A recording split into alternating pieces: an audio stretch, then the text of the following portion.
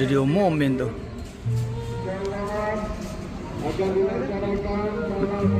Wah, udah diumumin ceramah kita di Pulau Tidung.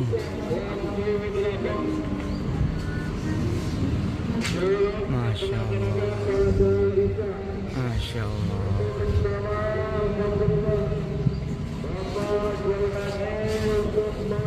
Yeah.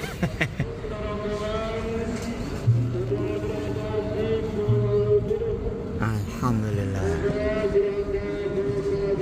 Oh, ayo yang pada belum wisata ke Pulau Tidung, cakep banget.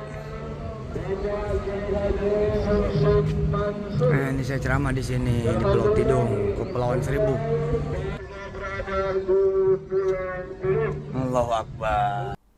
Assalamualaikum warahmatullahi wabarakatuh. Para pemirsa, kita mencoba mengikuti dan mengamati kemana Yusuf Mansur mencari lahan baru untuk sedekah ataupun nanti untuk investasi warung steak and shake. Dalam berita kita terakhir, dia pergi ke Sumatera, Kalimantan.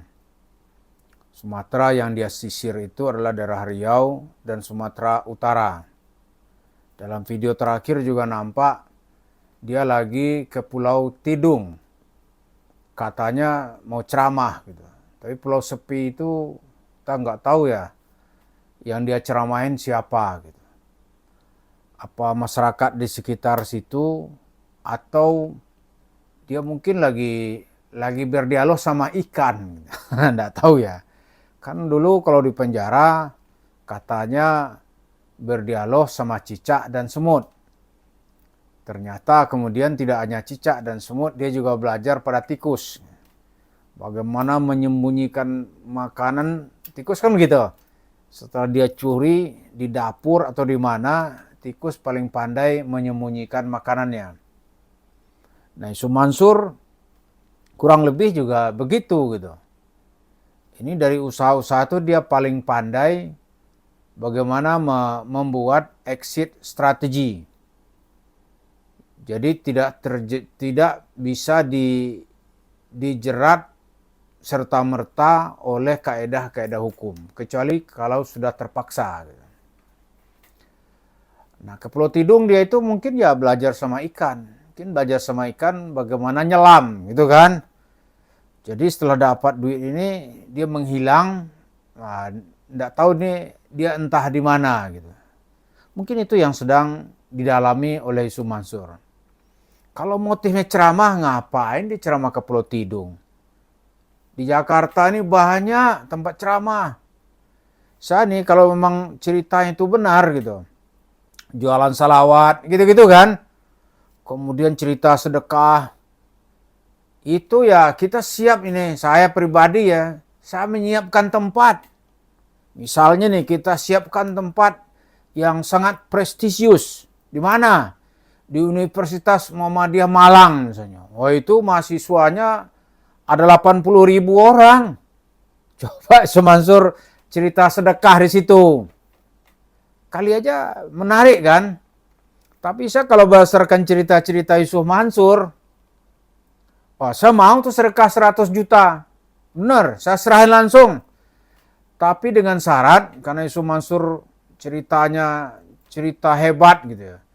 Seperti cerita anaknya, sedekah pagi 50 juta, sore-sore habis asar dibayar oleh Allah 1,2 miliar. Hebat nggak? 50 juta rupiah sedekah pagi, sore dibalas 1,2 miliar. Dapat mobil BMW katanya. Nah sekarang saya sedekah ada 1 juta, berarti 2,4 dong. Berani nggak Yusuf Mansur bikin cek 2,4, besoknya bisa cair gitu.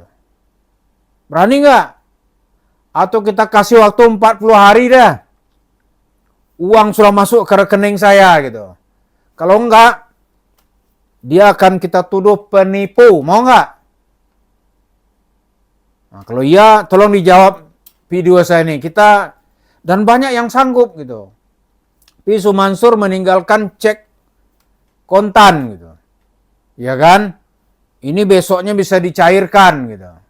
Ah, itu baru benar. Tapi kalau enggak ya orang pasti akan nuduh dia tuh penipu. Enggak ada penipu, pembohong, tukang ngibul, cerita-cerita takhayul, cerita bid'ah gitu. Atau cerita apa aja yang enggak ada dasarnya dari agama Islam.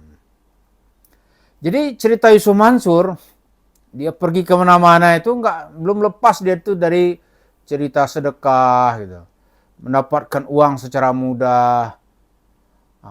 Kemudian yang dia jual masih ya, dari video kemarin tuh masih dia jualan salawat. Padahal kita udah mencoba mengklarifikasi dengan salawat itu dia mengatakan itu tunjuk, ya kan? Salawatin, tunjuk, bawa. Itu kan korbannya banyak, penipu, pencuri. Jadi kalau dia datang ke universitas semua dia terbesar nih, kalau dia cerita seperti itu, pasti dilemparin. Jamin saya, kalau masuk nggak percaya, mari kita jawab video saya ini, ceramahlah. Tapi nggak terbukti nanti Anda segera digiring ke kantor polisi. Mau nggak? Jangan Anda sendiri gitu. Bawa anak perempuanmu yang katanya jumpa Abu Bakar. Orang ada aja yang percaya, heran gitu. Atau bawalah karun-karunmu gitu. Cerita Pak Iqbal kan dia punya karun nih yang pengepul hartanya. Bawa sekalian. Buktikan ceritanya nih gitu. Dia cerita dia ke Riau, ke Sumatera. Nah, itu tuh apa gitu. Menurut perkiraan saya ini, dia tuh sebenarnya sedang cari tempat bagaimana mempromosikan warung steak and shake. Tapi selama pasokan dana sedekahnya ini macet, dia nggak bisa leluasa. Karena ada buntut hukum sekarang ini yang terus membuntuti dia. Ada. Kasus-kasus hukumnya nggak bisa lepas. Ya kalau orang bisnis kan ada hitungan real gitu. Yusuf Mansur, kata ini uang Tuhan. Kan sinting kita berpikir dengan cerita-cerita begini nih. Atau dia ke Pulau Tidung itu dalam rangka gini. Kan ada kasus yang sedang bergulir sekarang ini di pengadilan.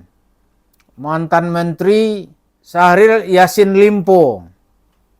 Itu kan lagi ada berita-beritanya bahwa sebagian uangnya itu digunakan untuk pembangunan di pulau-pulau kecil itu. Apa Yusuf Mansur sedang mencium itu nih, mana yang bisa didekati gitu kan. Lalu dia nanti menjanjikan ampunan dosa. Itu yang sedang dia gitu. Atau dia ngapain gitu. Kalau mau belajar sama ikan ya udah cocok dia tuh ke situ tuh. Belajar sama ikan, bagaimana menyelam, begitu dia mendapatkan uang, dia menghilang gitu. Tidak bisa lagi dideteksi oleh radar gitu. Padahal ikan aja itu bisa dideteksi keberadaannya melalui teknologi radar. Dan sehingga para nelayan bisa tuh mendeteksi di mana ikan yang banyak.